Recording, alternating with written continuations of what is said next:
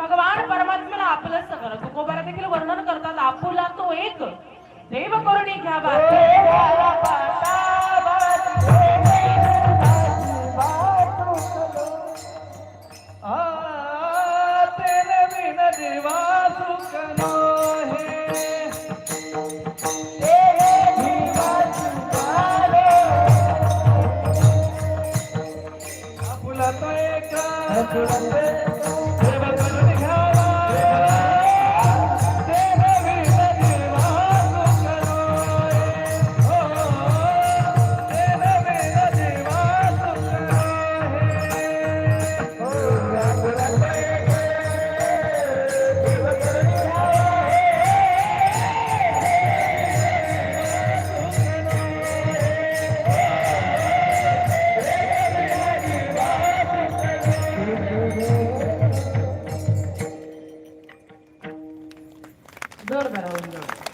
आपला ते एक देव करुणी घ्यावा तेने विन जीवा सुख रे.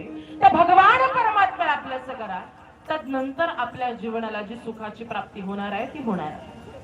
आता कलियुगामध्ये सांगितलं देवाला आपलंच करा. कलियुगामध्ये जीव कोणत्या देवाला आपलंच करणार? वार बदलला की आमचा देव बदलतो. आम्ही नक्की कोणत्या देवाला आपलंच करायचं? सोमवार आले की आम्हाला महाकालचे स्टेटस पाहायला मिळतात.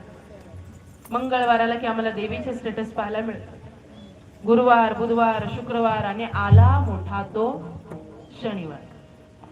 जय हनुमान ज्ञान गुण सागर, जय कपीसति गुणो गौदार, रामदूत तुलित बलधाम, अंजनी पुत्र पवन सुत.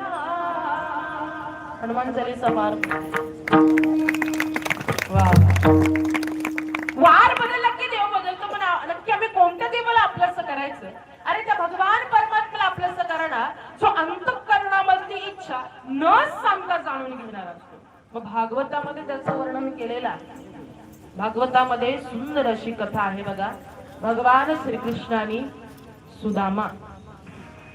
सुदामाने काही सांगितलं होतं देवाला? काहीच नाही. पण सोन्याची नगरी दिली ना. वर्णन केलेलं आहे भागवतामध्ये. सर्वांगाचे कान करू नका. अरे द्वारपालो कन्हैया के दो, अरे द्वारपालो कन्हैया के दो, के दर पे सुदामा अरे बाबा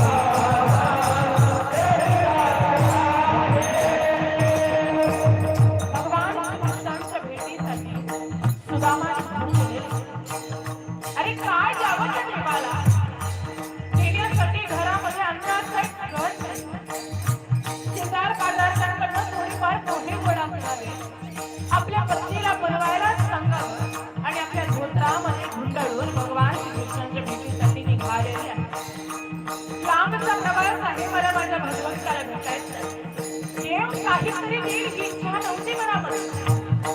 देवाला फक्त क्षमा मागायची. त्याचं कारण एक होतं, लहानपणी कधी चोरून खाल्ले होते की दारिद्र्य आता मला